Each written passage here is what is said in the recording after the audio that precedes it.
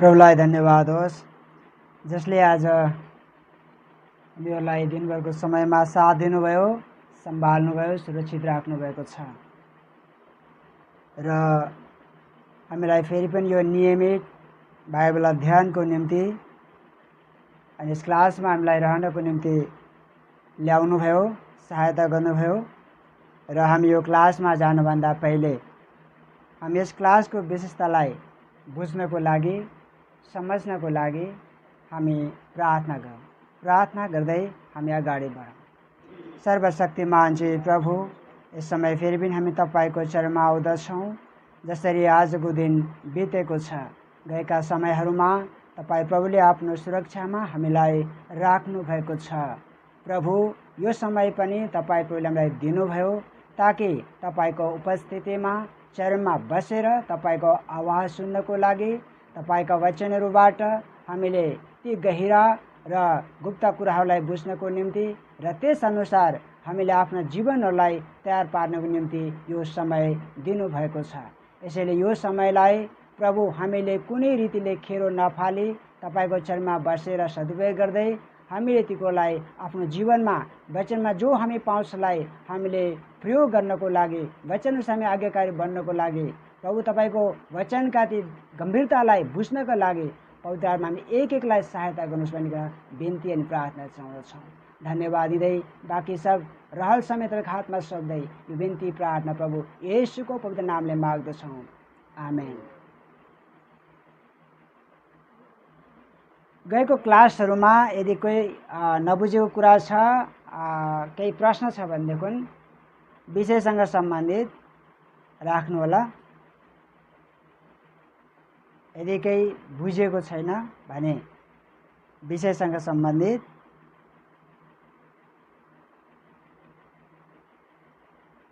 ताकि हामी सबै एक्लै अर्कोले छलफल गर्दै हामी सिक्न सकौँ। छैन भने हामी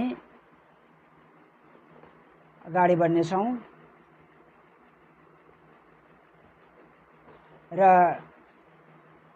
हामी लेख्नेछौँ। क ख ग गर्दै हामी आएका छौँ र अहिले ग नम्बर लेख्नु होला। क ख लेखिसकेका छौँ र ग नम्बर ग लेखेर परमेश्वरका गुणहरू लेख्नुहोस्।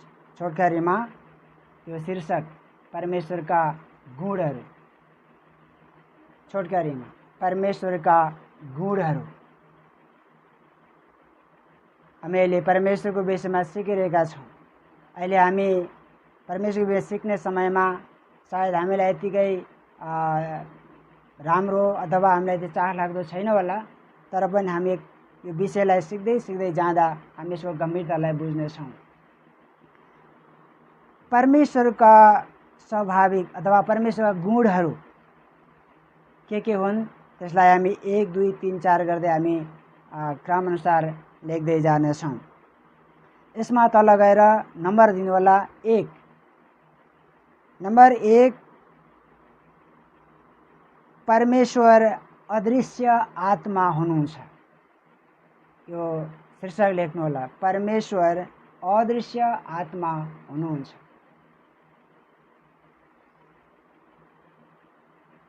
जतिले लेख्नुहुन्न अझ धेरै ध्यान दिएर सुन्नलाई चनाखो बनेर हृदयमा लेख्नु होला।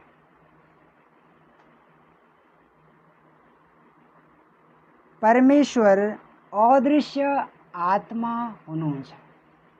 यो उहाँको गुणसँग सम्बन्धित छ।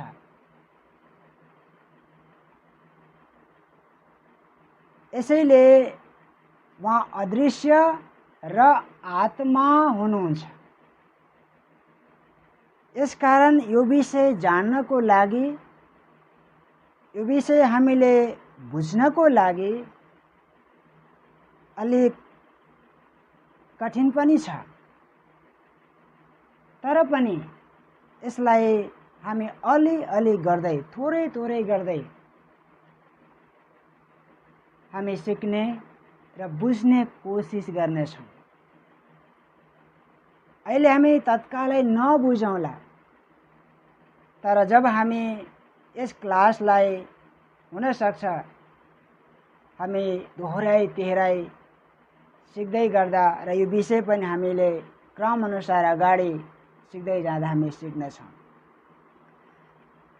तो परमेश्वर अदृश्य आत्मा हुनुहुन्छ। रोमी 1 अध्यायको 19 र 20, रोमी 1 अध्यायको 19-20 पदमा यसरी लेखेको छ,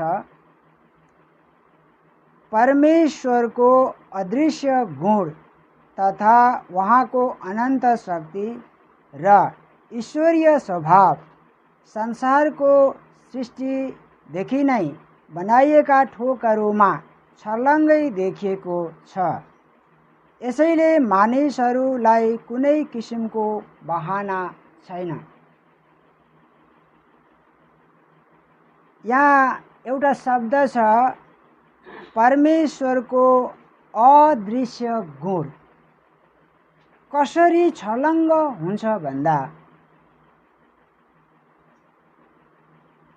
उहाँले बनाउनु भएको, उहाँले गर्नुभएको कामद्वारा छर्लङ्गै देखिन्छ। उहाँको अदृश्य गुण मात्र होइन, उहाँको अनन्त शक्ति र ईश्वरीय स्वभाव, उहाँले गर्नुभएको सृष्टिको कार्यद्वारा छर्लङ्गै देखिएको छ। यसकारण यस विषयमा मैले परमेश्वरको विषयमा जानेको छैन, बुझेको छैन, चिनेको छैन भनेर कसैलाई बहाना छैन। केले बताइरहेको छ? सृष्टिद्वारा त्यसले छर्लङ्गै बताइरहेको छ। उहाँको अदृश्य गुण, अनन्त शक्ति, ईश्वरीय स्वभाव। अब पहिलो शब्द म लिँदैछु, अदृश्य परमेश्वर। अदृश्यको मतलब हामीले आम्ने सामने उहाँलाई देख्न सक्दैन र उहाँ अहिलेसम्म कुनै पनि रूपमा प्रकट हुनुभएको छैन। यो कुरा हामी अरू पदमा पनि हामीले देख्छौँ कि उहाँ एउटा अदृश्य परमेश्वर भएको हुनाले परमेश्वरको विषयमा कुनै पनि चिजसँग, कुनै पनि वस्तुसँग परमेश्वरको तुलना गर्न सकिँदैन। ध्यानसँग बुझ्नु होला। मतलब परमेश्वर यस्तै हुनुहोला, यस्तै हुनुहोला भनेर कुनै चिजसँग उहाँको तुलना गर्न सकिँदैन। किनभने हामी धेरै ठाउँमा देख्छौँ कि उहाँको तुलना कुनै चिजसँग गर्न सक्दैन। सबै थोक उहाँका कार्य हुन्, उहाँले बनाउनु भएका सृष्टिहरू हुन्। उहाँले बनाउनु सृष्टिमध्ये यस्तै होला भनेर हामीले के गर्न सक्दैनौँ? तुलना गर्न सक्दैनौँ। पता नै कसैको सोचमा गोरु जस्तो हुनुहुन्छ होला, कोही मानिस जस्तो हुनुहुन्छ होला, यस्तै यस्तै कसैको सोच होला। न गोरु, न गधा, न मान्छे। उहाँलाई कुनै आकृतिसँग हामीले दाँच्न र तुलना गर्न सक्दैनौँ। परमेश्वर अतुलनीय हुनुहुन्छ। यसकारणले उहाँ अदृश्य परमेश्वर। उहाँले आज्ञा दिनु हुँदाखेरि उहाँले यो पनि आज्ञा दिनुभएको छ, यदि कसैले परमेश्वरको विषयमा पूजा आराधना गर्छ भने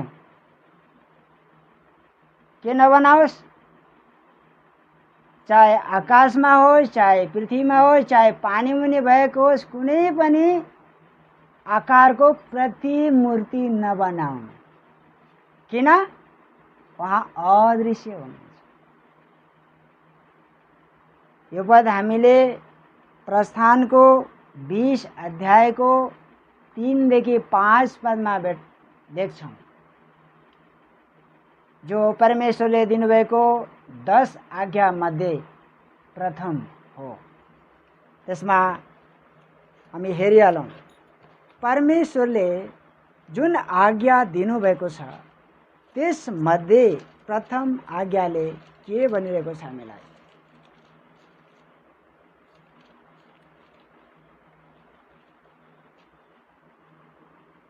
म बाहेक अरू कुनै देवता देवीहरू नमान्नु, आफ्ना निम्ति खोपेर कुनै किसिमको मूर्ति नबनाउनु, माथि आकाशमा अथवा तल पृथ्वी वा तल पानीमा भएको कुनै कुराको आकारको प्रतिमूर्ति नबनाउनु, तिनीहरूका सामु ननिहुरनु, तिनीहरूका पूजा नगर्नु, किनकि म परम तिमीहरूका परमेश्वर, डाहा गर्ने परमेश्वर। यसबाट हामीलाई के थाहा हुन्छ भन्दा अदृश्यको मतलब के हो? हाम्रो नजरमा कुनै आकृतिसँग, रूपसँग तुलना गर्न सक्दैन। यसैले उहाँलाई पूजा गर्ने समयमा अथवा उहाँको भक्ति गर्ने समयमा, उहाँको आराधना गर्ने समयमा हामीले कोही आकृति बनाएर उहाँको रूपमा हामीले उसको अगाडि आराधना गर्न कोही जरुरी छैन। यसैले हामी प्रभु येशू ख्रिस्टले पनि भन्नुभएको छ यूहन्ना 1:18 परमेश्वरलाई कसैले कहिले देखेको छैन। उहाँले पनि यो कुरा प्रमाणित गर्नुभयो, अहिलेसम्म परमेश्वरलाई कसैले और कहिले पनि देखेको छैन। मतलब वह अदृश्य परमेश्वर हुनुहुन्छ। मैले पद बताइरहेको छु, तपाईले लेख्न सक्नुहुन्छ। यूहन्नाको सुसमाचार 1:18 यो कुरा लेखिएको छ। के लेखेको छ? अहिलेसम्म परमेश्वरलाई कसैले देखेको छैन।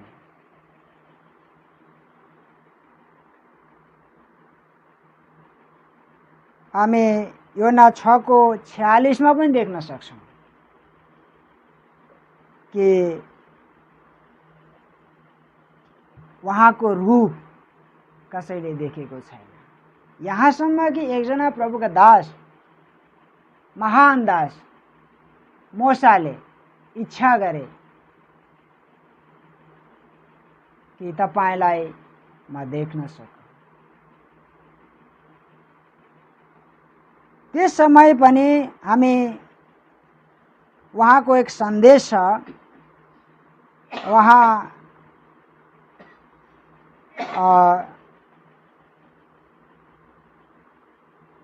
भन्नुहुन्छ प्रस्थानको 33 अध्यायको 20 देखि 23 पदमा, प्रस्थान 33 अध्यायको 20 देखि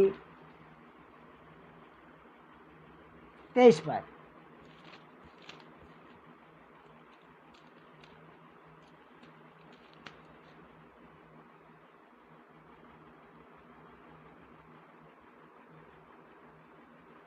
अनि उहाँले भन्नुभयो, तर तैले मेरो अनुहार हेर्न सक्दैनस्, किनकि मेरो अनुहार हेरेर मानी जीवित रहन सक्दैन।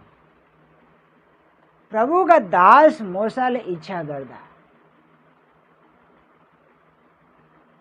उनले प्रार्थना गरे, बिन्ती गरे, तपाईको कृपा मलाई देखाउनुहोस्। तर परमेश्वरको जवाब के छ? मेरो अनुहार तैले हेर्न सक्दैन। यदि कसैले मेरो अनुहार हेर्यो भने के रहन सक्दैन? जीवित रहन सक्दैन। तर पनि त्यस समय परमेश्वरले एउटा केही सकल प्रकट गर्नुभयो। 23 पदमा म पढ्दैछु, त्यसपछि म मेरो हात उठाउनेछु र तैले मेरो पछिको भाग देख्नेछस्, तर मेरो अनुहार चाहिँ देख्ने छैनस्। परमेश्वरको विषयमा हामी अहिले कुनै चिजसँग तुलना गर्न सक्छौँ। परमेश्वरले भन्नुभयो तैले पछाडिको भाग देख्नेछस्, मेरो अनुहार चाहिँ हेर्न सक्छ। यसको मतलब अदृश्य परमेश्वर। हेर्नुहोस्, ध्यान दिनुहोस्, हामीले कुनै चिज देखेर हामी यो छ है भनेर भन्छौँ भनेदेखि त्यो विश्वास होइन। मैले गएको समयमा बताएको त विश्वासको मतलब के हो? जुन कुरा हामी देख्न सक्दैनौँ त्यसलाई हामी यो हो भनी जब हामी विश्वास गर्छौँ त्यो हो विश्वास। त्यसकारण एक अदृश्य परमेश्वरमा मेरो विश्वास हुनुको पछाडि उहाँ हुनुहुन्छ। यसै कारणले उहाँको पछाडिको भाग त देखे, तर त्यसको कोही अन्दाजा, रूप, अवलोकन गर्न सकिएन। अब यो किन परमेश्वर प्रत्यक्ष रूपमा प्रकट हुनुहुन्न, यसको विषयमा एक अभ्यास पनि छ, म पछि बताउँछु क्लासको अन्तमा। किन परमेश्वर आफूलाई प्रकट गराउन चाहनुहुन्न? वहाँ अदृश्य परमेश्वर हुनुहुन्छ। म एक उदाहरण बताउँछु। हामी हावालाई देख्न सक्छौँ, बतास, तर बतास भन्ने चिन्ह के हो?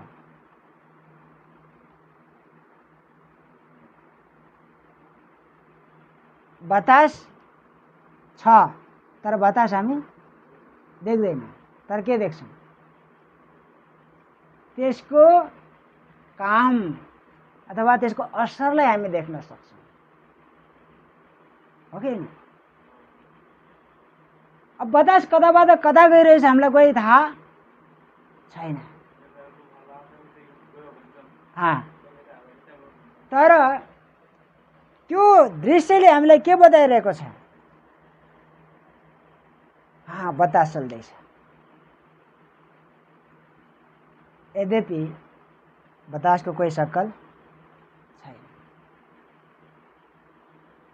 मेरो मतलब परमेश्वरको दृश्य रूप त छैन, तर उहाँको कामको स्पर्श त हामीले देख्न सक्छौँ कि होइन? परमेश्वर हुनुहुन्छ भन्ने कुराको जो एक स्पर्श, उहाँको एक प्रभाव हामी देख्न सक्छौँ। यो कुरा आज हामीले हरेकले आफ्नो जीवनमा अनुभव गर्ने हो। यदि हामीले परमेश्वर हुनुहुन्छ भन्ने कुराको स्पर्श हामीले आफ्नो जीवनमा गरेका छैनौँ भने परमेश्वरले तयार पारेको घरमा हामी जान असम्भव छ। यसैले हामी विश्वासी हौँ। विश्वासी भन्नुको मतलब म एक नदेखिने परमेश्वरमा विश्वास गर्छु, मतलब एक हुनुहुन्छ, म विश्वास गर्छु हुनुहुन्छ। कारण त्यसको असर, त्यसको प्रभाव दायाँ बायाँ मात्र होइन, मेरो जीवनमा मैले थाहा पाउनुपर्छ। स्पर्श, जस्तै स्पर्शको मतलब मैले हातमा यसरी छोएँ, यो छोदाखेरि कसलाई थाहा हुन्छ? मैले आफ्नो बारेमा भन्दैन, कसैले मेरो हातमा छोयो, हामीलाई स्पर्श थाहा हुन्छ हुँदैन? कसैले छोयो, मलाई थाहा लाग्यो। स्पर्श खस्रो नरम थाहा हुन्छ हुँदैन? साह्रै खस्रो छ भने हामीलाई जतै थाहा लाग्छ, नरम छ भने केही हल्का।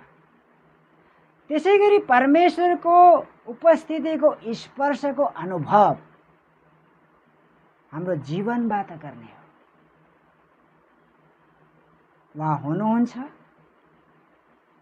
मसँगै साथमा हुनुहुन्छ, उहाँले गर्नुभएका काम और मेरो जीवनमा उहाँले दिनुभएका आशिषहरू म गनी गनी भन्न सक्छु। यसैले म आशा गर्छु, भरोसा गर्छु, विश्वास गर्छु परमेश्वर मेरो साथमा हुनुहुन्छ। यो अनुभव हामी प्रत्येकले गर्नुपर्दछ। अब एक चुनौती छ यहाँ, तपाईँ लेख्न पनि सक्नुहुन्छ, चुनौती हो। चुनौतीलाई चुनौती शब्द लेखेर तपाईँ लेख्न सक्नुहुन्छ। अब मैले अदृश्य परमेश्वरलाई कसरी चिन्ने र उहाँको आराधना गर्ने। मैले परमेश्वर आत्मा हुनुहुन्छ भन्ने बारेमा त्यो विषय गएको छैन, अदृश्यको बारेमा बताइरहेको छु। चुनौतीमा दोहोऱ्याउँछु, अब मैले अदृश्य परमेश्वरलाई कसरी चिन्ने र उहाँको आराधना गर्ने। चिन्नु पनि पर्यो, उहाँको आराधना पनि गर्नु पर्यो। तर समस्या के छ? अदृश्य हुनुहुन्छ। यो भन्दै गर्दा प्रभुको आत्माले एक कुरा बताइरहनु भएको छ। वचनले के भन्छ? जहाँ तिमीहरू मेरो नाउँमा 2 वा 3 जना भेला हुन्छौ, म तिमीहरूको बीचमा उपस्थित हुनेछु। यो भनाइ आत्मामा भनेको हो या प्रत्यक्ष रूपमा भनेको हो?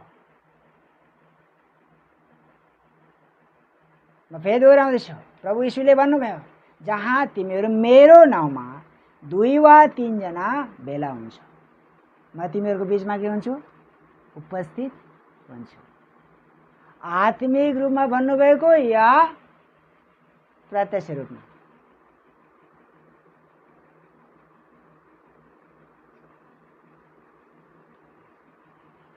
यो अदृश्य भन्ने समयमा प्रभुको आत्मा के दिइराख्नु भएको छ? म तिमीहरूको बीचमा छु और तिमीहरूको साथमा छु। अहिले पनि यसकारण यसको अनुभव, स्पर्श हामीले अहिले गर्नुपर्छ। यता ध्यान दिदीले अनुभव गर्नुहोस्, परमेश्वरको उपस्थितिको अनुभव गर्नुहोस्, स्पर्श गर्नुहोस्। हामीलाई एक निद आउनुको पछाडिको कारण यो पनि हो, के छैन? उपस्थितिको स्पर्श छैन। यसकारण प्रभु यीशुले जुन वचन भन्नुभयो, 2 वा 3 को बीचमा म उपस्थित हुनेछु, आत्मिक रूपमा होइन, प्रत्यक्ष रूपमा उहाँ उपस्थित हुनुहुन्छ। तर दृश्य रूपमा होइन, अदृश्य रूपमा। एक समय थियो उहाँ दृश्य रूपमा हुनुहुन्थ्यो, प्रत्यक्ष देख्न सकिन्थ्यो। अब त्यो समय छैन। उदाहरणको रूपमा हामी प्रभुको दास शद्रक मेशक अबेदनगोको बारेमा हामी हेर्छौँ। उनीहरू विश्वासको कारण त्यस्तो समय आयो, उनीहरू आगोको भट्टीमा जानु परेको थियो। आगोको भट्टीमा परमेश्वर खडा हुनुहुन्छ भन्ने कुरा सायद उनीहरूले त्यो कुरा महसुस गरेनन्। पहिला जब भट्टीमा पसे, आगोको यति ठुलो ज्वालाले उनीहरूलाई कोही असर पारेन, कारण प्रत्यक्ष उपस्थित हुनुहुन्थ्यो। यसकारण एक चुनौती तपाईँ लेख्नुभयो, अब मैले अदृश्य परमेश्वरलाई कसरी चिन्ने र उहाँको आराधना गर्ने। यसमा दुईटा कुरा छन्। त्यो एउटा कुरा लेख्न सक्नुहुन्छ, आत्माको लागि आत्माबाट परमेश्वरको आराधना गर्नुपर्छ। यो शब्द अलिक भारी छ, आत्माको लागि आत्माबाट परमेश्वरको आराधना गर्नुपर्छ। अब म परमेश्वर आत्मा हुनुहुन्छ भन्ने प्रसङ्गलाई पनि म जोड्न चाहन्छु।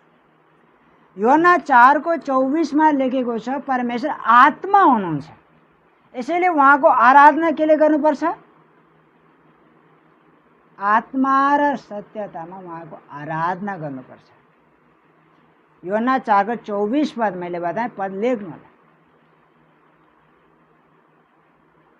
परमेश्वर आत्मा हुनुहुन्छ र उहाँका आराधकहरूले आत्मा र सत्यतामा आराधना गर्नुपर्छ।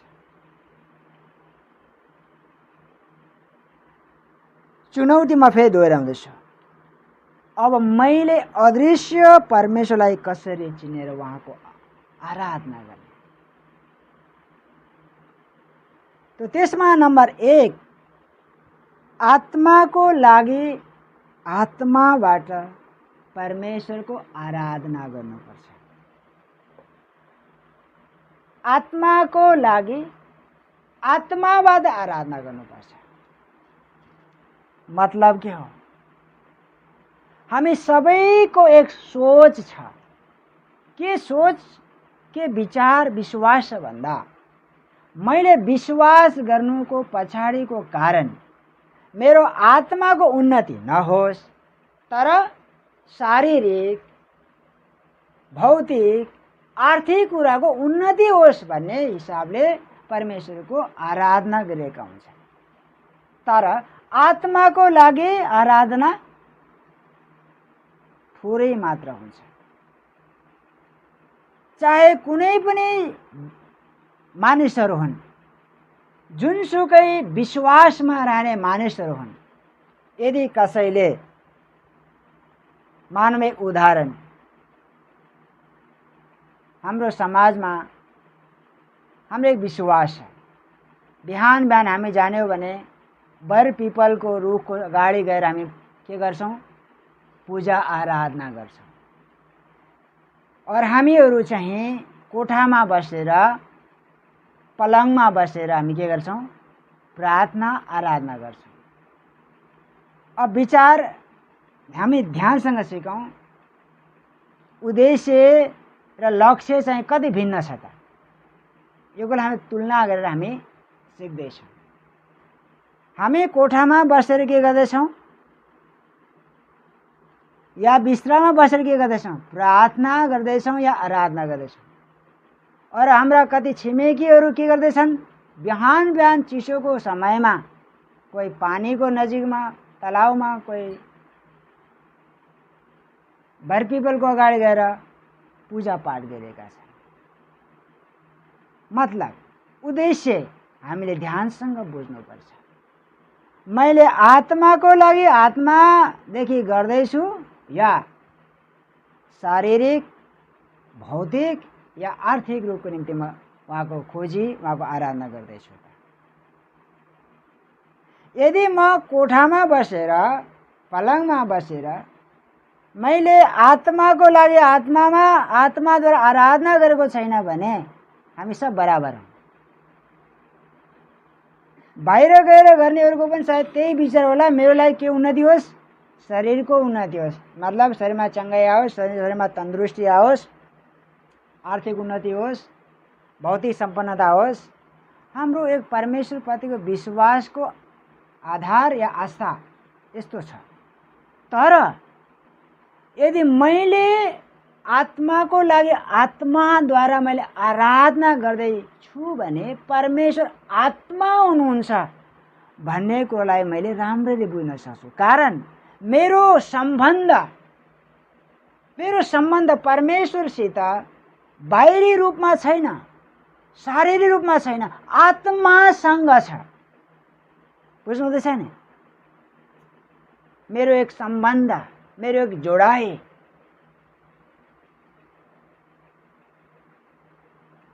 अझै अङ्ग्रेजीमा हामी भन्ने गर्छौँ कनेक्सन, एक जोडाइ। मेरो एक सम्बन्ध कोसँग छ? मेरो आत्मासँग छ। यदि मैले आत्मादेखि आत्माद्वारा आत्माको लागि मैले खोजी गर्दैछु, आराधना गर्दैछु भने मेरो आराधनामा भिन्नता छ। त्यस बखत मैले आत्मामा मेरो परमेश्वरसँग सम्बन्ध राख्न सक्दछु। कारण परमेश्वर आत्मा हुनुहुन्छ। यसमा दुईटा कुरा छ। नम्बर 1, म मानिस हुँ, मभित्र के छ?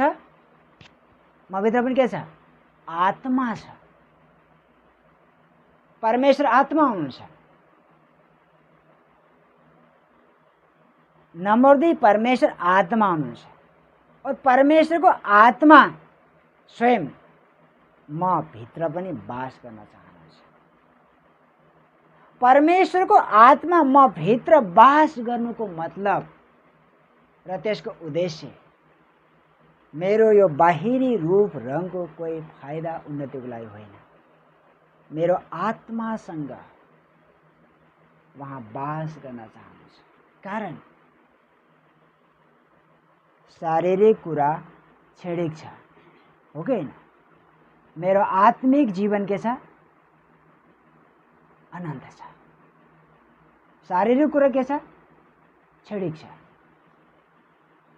यसकारण मेरो आत्माले जहिले पनि आत्मिक परमेश्वरसितको सम्बन्ध जोड्न चाहन्छ। यसैले यदि हामी साँच्चै नै साँचो परमेश्वरलाई मेरो आत्मादेखि हामी खोजी गरिरहेका छौँ भनेदेखि चाहे हामी जुनसुकै अवस्थामा किन हौँ, खोला नदी नाला पहाडमा हामी किन नपुगौँ, तर मैले मेरो आत्मादेखि परमेश्वरलाई खोजी गर्दैछु भनेदेखि परमेश्वर त्यति बेला मसँग प्रकट हुनुहुन्छ। आफ्नो परिचय मलाई दिनुहुन्छ, आफ्नो उपस्थितिको स्पर्श मलाई दिनुहुन्छ। म हुँ त मेरो लागि भौतारी रहेको छ। त्यो अनुभव मैले आफ्नो जीवनको विश्वासको आरम्भको जीवनमा मैले अनुभव गरेको छु। म पनि त एक मूर्ति पूजक हुँ। मैले यहीँ मेरो गवाही जोड्ने हो भनेदेखि म पनि त हिन्दुस्तानको बम्बईको एउटा अम्बादेवी मन्दिरमा पूजा गर्न गइरहेको बेलामा प्रभु मसँग प्रकट हुनुभयो। त्यति बेला पूजा गर्ने समयमा मेरो एक सोच थियो। मेरो कोही बाहिरी उन्नतिको लागि मैले सोचेको थिएन। आत्मादेखि म खोज्दै के कोही परमेश्वर छ? सत्य के हो त? यसकारण परमेश्वरको आवाज मैले पाएँ। के तैले शान्तिको जीवन बिताउन चाहन्छस्? यो भनेको मेरो क्षणिक शारीरिक भौतिक आर्थिक रूपको शान्ति होइन, मेरो आत्मिक जीवनको अनन्तको शान्ति हो। मैले भने मेरो लागि म यही खोजी गरिरहेको छु।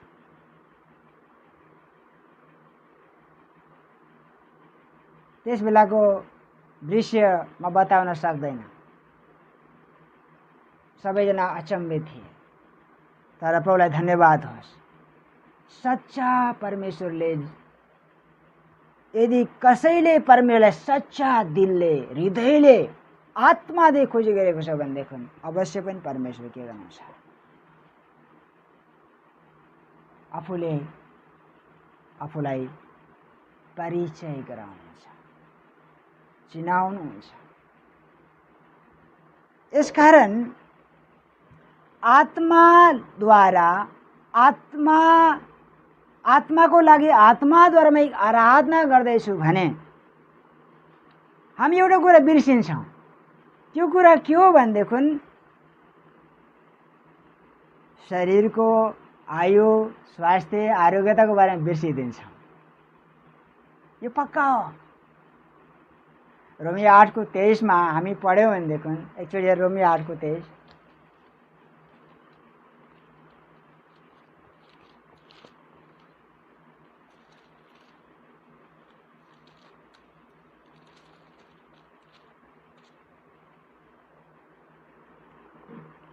सृष्टि मात्र होइन तर हामी आफै पनि जसमा पवित्र आत्माको पहिलो फल छ सन्तानको रूपमा ग्रहण गरिनलाई अर्थात् हाम्रो देहको उद्धारको निम्ति प्रतीक्षा गरेर हामी आफै पनि भित्रभित्रै आर्तनाद गर्दछौँ।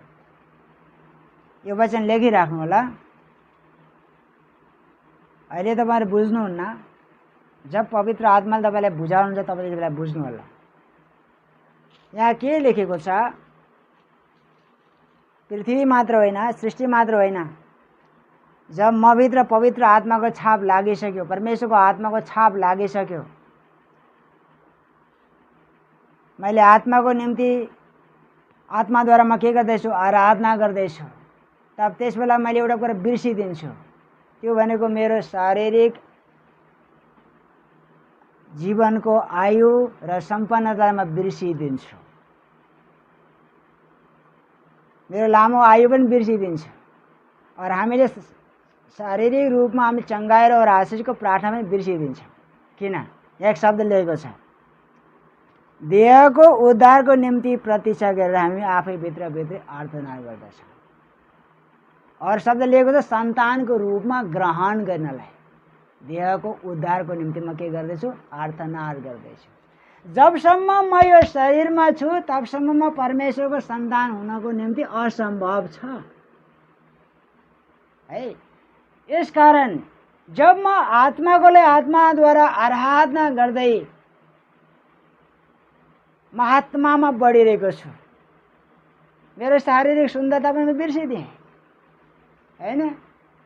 आजभोलिको हामी मेकअपको बारेमा कुरा गर्छौँ, हाम्रो सुन्दरता कस्तो चाहियो, तर मेरो भित्री सुन्दरता बढ्यो भने बाहिरी सुन्दरता हामी बिर्सिदिन्छौँ। यता दाग होस्, यता दाग होस्, यता चाउरी परोस्, कोही मतलब छैन। कोही मतलब छ? यता चाउरी भयो, यता चाउरी पर्यो, कसैले मन पराउँदैन कसो, कि हामीले कोही चिन्ता गर्न जरुरी छ? यो त प्रतिदिन बदल्दै जान्छ। एक बच्चा जब आयो उसको शरीर को बनावट फरक छ, उमेर बढ्दै गयो फरक छ, अब बुढो भयो रूप फरक छ, वो त जान्छ। तर मेरो आत्मिक जीवनको जो बनावट छ, नयाँ नयाँ ताजा ताजा बलन बलन हुँदै जान्छ। त्यसबेला मैले बाहिरी रूपलाई बिर्सिदिन्छु। यसकारण मैले साँच्चै आत्माको लागि आत्मादेखि म परमेश्वरलाई आराधना गर्दैछु भने एक परमेश्वर आत्मा हुन्छ, म उहाँलाई राम्रोसँग चिन्न सक्छु, यो गम्भीरता बुझ्न सक्छु। विषय बुझ्नुभयो? बहिनीले बुझ्नुभयो? अलि गाह्रो छ। प्रार्थनाको साथमा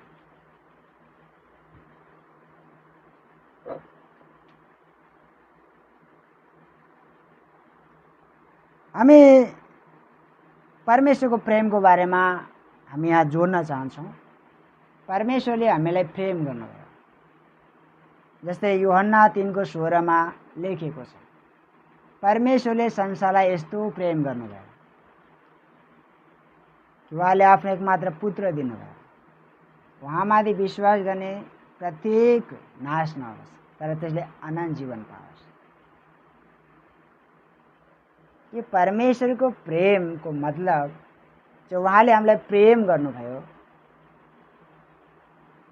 हाम्रो कुन जीवनलाई, कुन मनुष्यतालाई उहाँले प्रेम गर्नुभयो? बाहिरी भित्री? बाहिरी भित्री? भित्री मनुष्यता, यानी कि मेरो आत्माको लागि उहाँले प्रेम गर्नुभयो।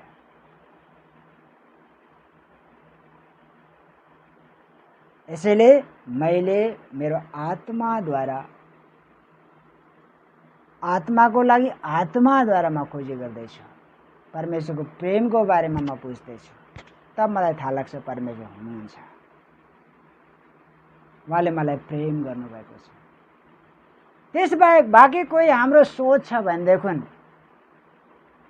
हामी स्वार्थ विचार लिएर हामीले कोही मौकाको फाइदा, यानी कोही सोच हाम्रो छ भनेदेखि हामीले परमेश्वरलाई, उहाँ आत्मा हुनुहुन्छ, अदृश्य हुनुहुन्छ, हामीले उहाँलाई कहिले पनि चिन्न सक्दैन। हाम्रो सोच जयको त्यही रहन्छ। यसै कारण हामीले आत्माको लागि आत्माद्वारा परमेश्वरको आराधना गर्नुपर्छ। दोस्रो पोइन्टमा परमेश्वरलाई दोस्रो पोइन्टमा लेख्नुहोस्, म बताउँछु। आत्माको लागि आत्माबाट नै सत्यतामा परमेश्वरको आराधना गर्नुपर्छ। म फेरि दोहोऱ्याउँछु, आत्माको लागि आत्माबाटै सत्यतामा परमेश्वरको आराधना गर्नुपर्दछ।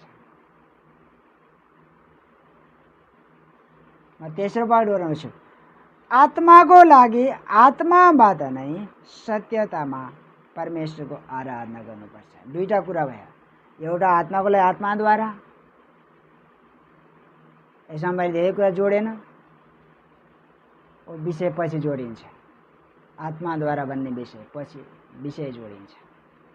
दोस्रो, हामीले सत्यताद्वारा, हामी छोटकरीमा छोटो स्वरूपमा अहिले हामी सिकिरहेका छौँ।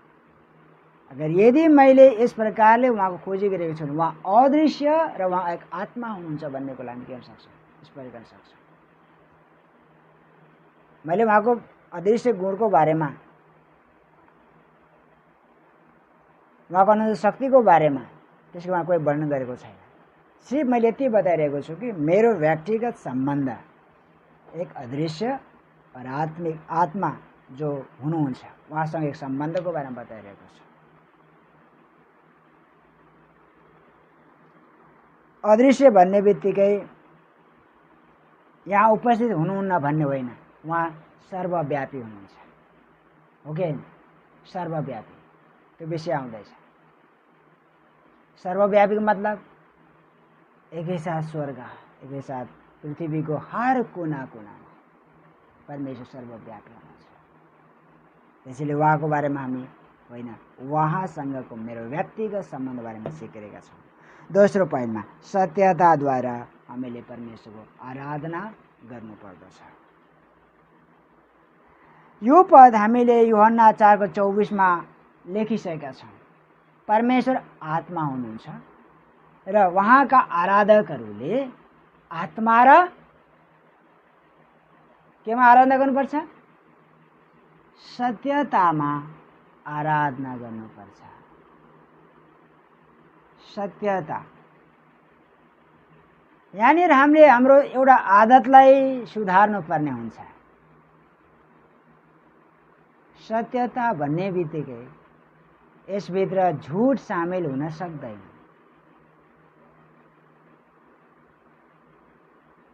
परमेश्वर सत्य हुनुहुन्छ, उहाँको आराधकहरूले पनि सत्यतामा ही आराधना गर्नुपर्छ। परमेश्वर सत्य हुनुहुन्छ, तर हामी दुईवटा रोल खेल्छौँ। दुईवटा हामी के गर्छौँ? खेल खेल्छौँ। अहिले हाम्रो विश्वासीहरूको बिचमा, विश्वासी नभनौँ हाम्रो अगुवाहरूको बिचमा पनि यो देखा परेको चिज हो। हामीले कसैको नाम टोक्न जरुरी छैन, तर भए गरेका घटनाक्रमलाई हामीले राम्ररी बुझ्नुपर्छ। के सोच भन्दा केही कुरा फाइदा उठाउनको लागि एकचोटि हामी झुट बोलिहालौँ और हामीले फाइदा उठायौँ, फेरि पछि के गरौँ? हे प्रभु, मैले झुट बोल्ने गल्ती गरेँ, मलाई माफ गर्नुहोस्।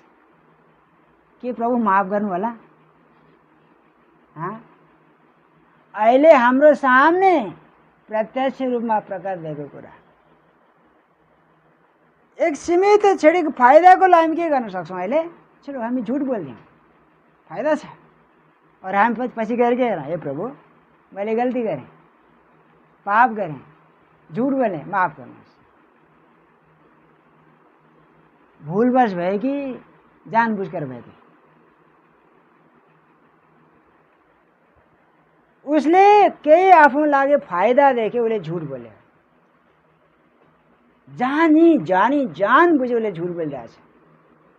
फेरि आएर के भन्छ? प्रभु, मैले गल्ती गरेँ, मलाई माफ गर्नुहोस्। मेरो एक प्रश्न, प्रभु माफ गर्नुहुन्छ कि भन्नु? यहाँ आदत सुधार्न जरुरी छ। हामी सबैले त्यसो गर्दैनौँ। कहिलेकाहीँ विचार आउँछ, हैन र? हामी सबै यहाँ विचार आउँछ।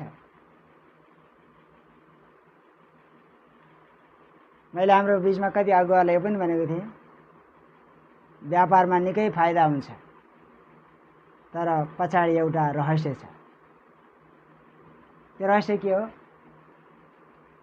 व्यापारको पछाडि, व्यापारमा सफलता हासिल गर्नुको पछाडि रहस्य के हो? झुट। जति हामी झुट बोल्छौँ सफलता छ। जब हामी झुट बोल्दैनौँ हामी कहिले आर्थिक रूपमा उठ्न सक्दैन। अहिलेको समयमा सत्यतामा आराधना गर्ने हो भनेदेखि दुनियाँको तुलनामा हामीले आफूलाई दाँच्न मिल्दैन। बुझ्नुभयो नि?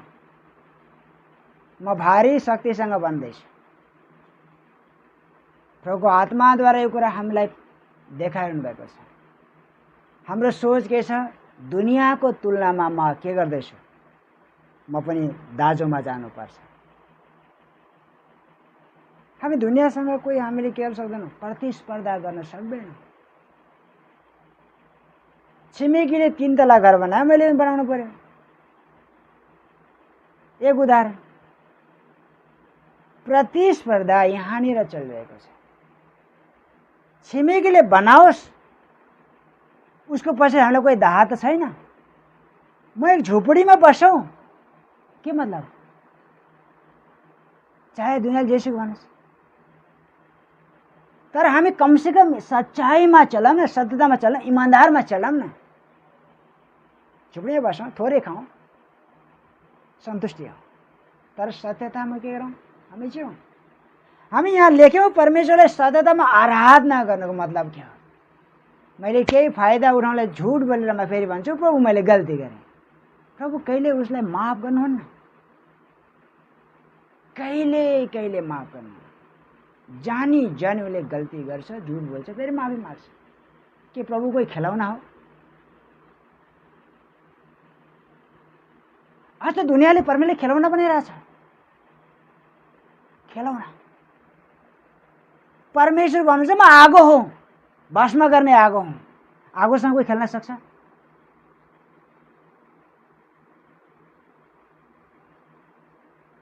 यसकारण हामी दुनियाँसँग हामीले नदाँचौँ। दुनियाँ पढे लेखे होलान्, उनीहरूसँग हामीलाई कोही दाह छैन। दुनियाँ धनवान होलान्, उनीहरूसँग हामीलाई कोही दाह छैन। हामी अब्राहम र लुटको विषयमा पनि हामीले तुलना गर्न सक्छौँ। लुटले त सदम गमोरा रोजेर गए, हैन? बाइबलमा हामी देख्छौँ उत्पत्तिको किताबमा सदम गमोरा रोजेर गए। अब्राहम कहाँ बसे? तम्बुमा बसे, पालमा बसे। परमेश्वर भेट्न कसका आउनुभयो? अब्राहमलाई भेट्नुभयो, लुटलाई भेट्न आउनुभयो। लुट सदममा गएर के गरे? बसोबास गरे। सदम बेसी हो। बेसीको मतलब व्यापार पनि चल्छ, सिँचाइ भएको ठाउँ, सहरीकरण भएको, सब सम्पन्न भएको ठाउँ मानिन्छ। अब्राहम पहाडमा बसे, पालमा बसे। रुखको मुनि पालमा बसे। हामी त्यहाँ भिन्नता देख्छौँ। और लोटले त कहीँ वेदी बनाएकै छैन। अब्राहमले वेदी बनाएका छन्। अरे पालमा बसेको बखतमा खुद परमेश्वर अब्राहम कहाँ भेट्न आउनुभएको छ। सम्बन्ध हाम्रो यहाँ छ। भले हामी झोपडपट्टीमा बस्छौँ, हामीलाई भेट्न को आओस्? को आओस्? स्वर्गको परमेश्वर, अदृश्य परमेश्वर भेट्न आउनुभएको छ। मेरो एक सोच थियो, एक समय मेरो प्रार्थना पनि थियो। दुनियाँको तुलनामा मैले पनि दाँचेको थिएँ। मैले सम्बन्ध पनि बनाएका थिएँ। ठुल्ठुला हाकिमहरूको सामने, पैसावालाको सामने, उनीहरूको डाँजोमा चल्ने मैले कोसिस गरेको थिएँ। उनीहरूसँग बस्न उठ्न सिकेको थिएँ। केही वर्ष बित्यो, तर मेरो होस खुल्यो। यसको तुलनामा दाँजोमा जान सक्दैन। ठुल्ठुला हाकिमहरू छन्, जस्तै म वन विभागमा काम गर्थेँ। वन विभागमा काम गर्दाखेरि जिल्लाका जियोफी लिएर अनि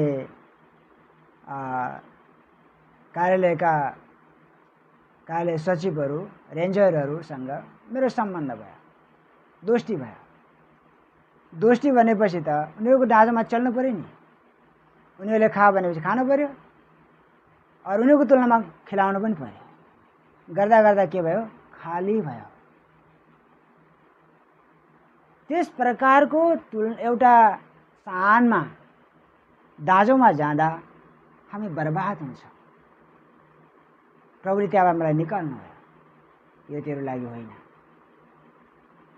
यसकारण हामीले आफूलाई संसारको कुनै चिजसँग के नगरौँ, नदाँचौँ।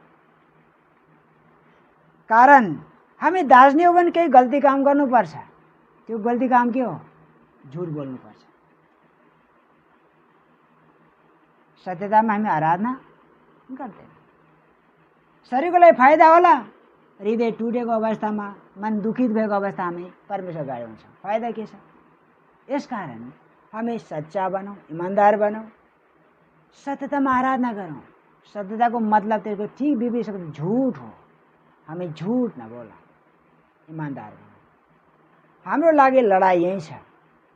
हाम्रो लागि लडाइँ यही छ। अर्को ठुलो लडाइँ मेरो इच्छा माथिको लडाइँ हो। यसैले अदृश्य परमेश्वरसँग, परमेश्वरको आत्मा हुनुहुन्छ, उहाँसँग मेरो सम्बन्ध आत्मा र सत्यतामा छ। अगर म सत्यतामा चल्दैन भने मैले उहाँसँग के गर्न सक्दैन, सम्बन्ध राख्न सक्दैन। यसैले हामीले उहाँसँग मजाक गर्न सक्दैन, खेल खेल्न सक्दैन। अर्को एक चुनौती छ अन्तिममा,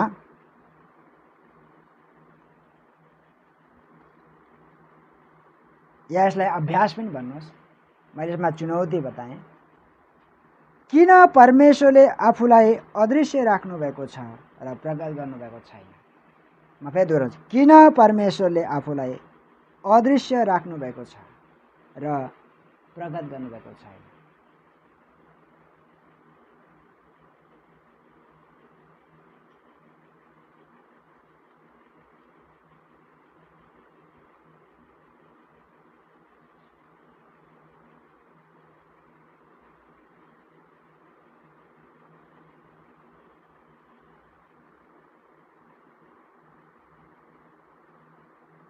प्रश्न लेख्नु होला, किन परमेश्वरले आफूलाई अदृश्य राख्नु भएको छ र प्रकट गर्नुभएको छैन?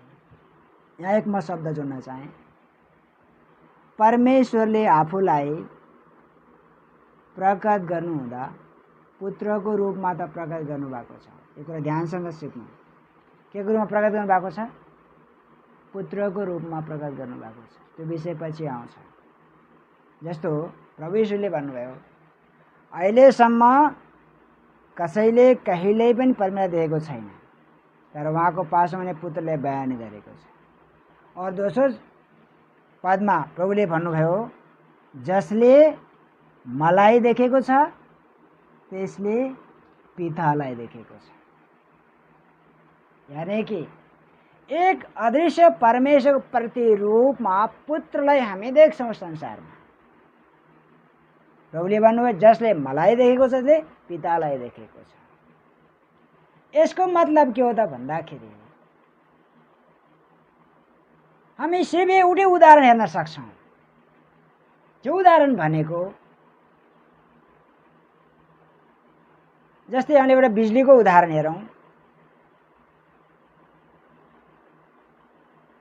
1000 मेगावाटको भोल्टेज मध्ये 1000 मेगावाटको भोल्टेज मध्ये हाम्रो बीचमा यो बत्ती कतिको छ? 20 वाट। कति छ? 20 वाट। धेरैमा धेरै 20 वाट।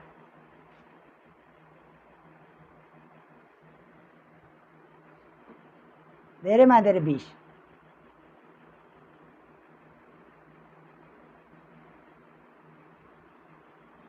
हामी यति सिकौँ 12 वाट। 12 वाटको चमक हेर्नुहोस्। अगर यदि 1000 मेगावाट को चमक हो भने देखौँ खडा हुन सक्छ?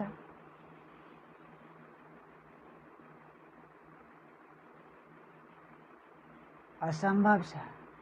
बत्ती बल्नु पनि परेन, नजिक पुग्दा बित्तिकै त्यसको करेन्टले खिचेर के गरिन्छ, मारिदिन्छ। तो हामीले परमेश्वर र उहाँको दृश्य गुणको विषयमा सिक्ने बेलामा पुत्रको रूपमा देख्न सक्छौँ। मतलब उहाँले आफूलाई कति मैले सिर्फ एक उदाहरण बताएँ भोल्टेजको विषयमा। 1000 मेगावाटदेखि लिएर एक 12 वाट छ। प्रभु यीशु मसीह पनि यसरी महिमालाई कम गर्दै गर्दै हामीले देख्न सक्ने, सहन सक्ने रूपमा प्रकट हुनुभयो, फुल पावरमा होइन। एकदमै सिबत्ती उदाहरण हो, पूरा रूपमा होइन। यसैले हामी वचनमा देख्न सक्छौँ जसले पुत्रलाई देखेको छ उसले पितालाई देखेको छ। बस हामीले यही काफी छ। र उहाँले हामीलाई एक आशा दिनुभएको छ, हामी उहाँसँग एक दिन साथमा हुनेछौँ, उहाँको अनुहार देख्नेछौँ। वो विषय पनि छ। अहिले त हामी अदृश्य कुरा गरिरहेछौँ, एक दिन उहाँको अनुहार देख्नेछौँ। आज हाम्रो लागि एक माप दिएको छ, वचन छ। यस माप अनुसार अगर म सत्यतामा चल्दै चल्दै चल्दै गइरहेको छु भनेदेखि आत्माको लागि आत्माद्वारा म आराधना गर्दैछु, और आत्माको लागि आत्माद्वारा नै सत्यतामा म के रहेछु, आराधना गर्दैछु। त मेरो रूप के छ, महिमामा बदल्दैछ। त्यसपछि म एक शक्तिशाली परमेश्वरको सामु हाजिर हुन सक्छु। परमेश्वर कहिले झुट बोल्नु, सच्चा सत्यतामा परमेश्वर हुन्छ। यसैले हामीले आराधना गर्दा हाम्रो मुखमा एउटा, व्यवहारमा एउटा, जीवनमा एउटा, वो उल्टा पाल्टा यो सिस्टम चल्दैन। यसकारण हामी विश्वासी हौँ, हामी यही कुरामा ध्यान दिउँ, अरूसँग नदाजौँ। भौतिक रूपमा हामीले अरूसँग आफूलाई नदाजौँ। ज्ञानको रूपमा अरूसँग हामीले किन प्रतिस्पर्धा नगरौँ, बुद्धिको रूपमा अरूसँग प्रतिस्पर्धा नगरौँ। कोही खाँचो छैन।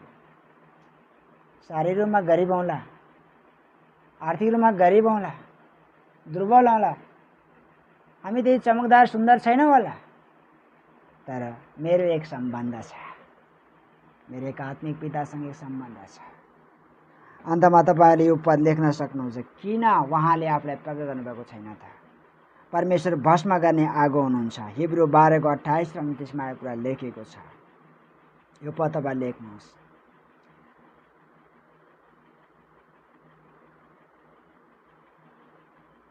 परमेश्वर भस्म गर्ने आगो हुनुहुन्छ। यसैले लेखेको छ, म यो पद पढ्छु।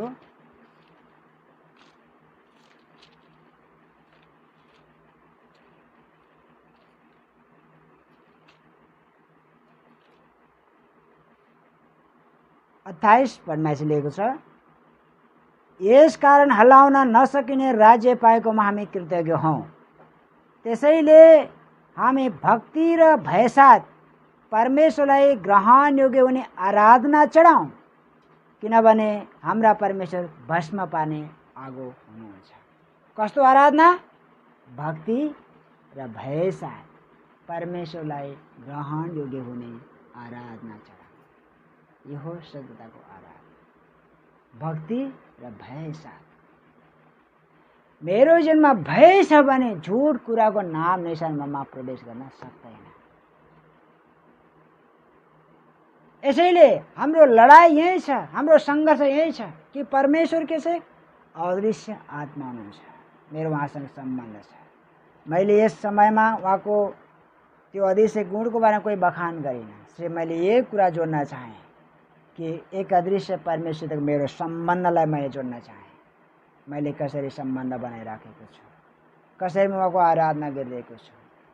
यसैले परमेश्वरलाई हामीले कुनै खेलौना बनाउन सक्दैन। यो गम्भीर विषय हो। आगोसँग हामी कोही खेल खेल्न सक्दैनौँ।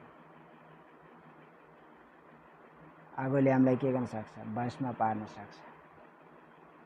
आज त दुनियाँलाई परमेश्वर खेलाउन भएको छ, विश्वासीलाई के भन्छ? खेलाउन भनेको छ। नहीं, म फेरि पनि दोहोऱ्याउँछु, कसैसँग हामीले आफूलाई तुलना नगरौँ, कसैसँग हामीले आफूलाई नदाँचौँ। थोरै खाउँ, हामी साधारण बनौँ। एउटा लेख छ, सादा जीवन उच्च विचार। यो लेख चाहिँ मलाई मनपर्छ। सादा जीवन उच्च विचार हाम्रो जीवनसँग मेल खाने एउटा भनाइ हो। हाम्रो जीवन सादा होस्, सिम्पल होस्, उच्च विचार होस्, परमेश्वरको सम्मान होस्।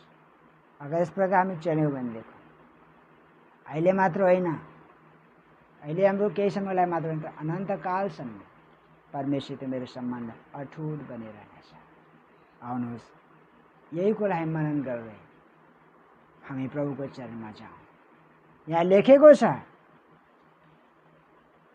वचनमा, हिब्रू 12:28 मा, भक्ति र भय साथ परमेश्वरलाई ग्रहण योग्य हुने आराधना चढाउँ।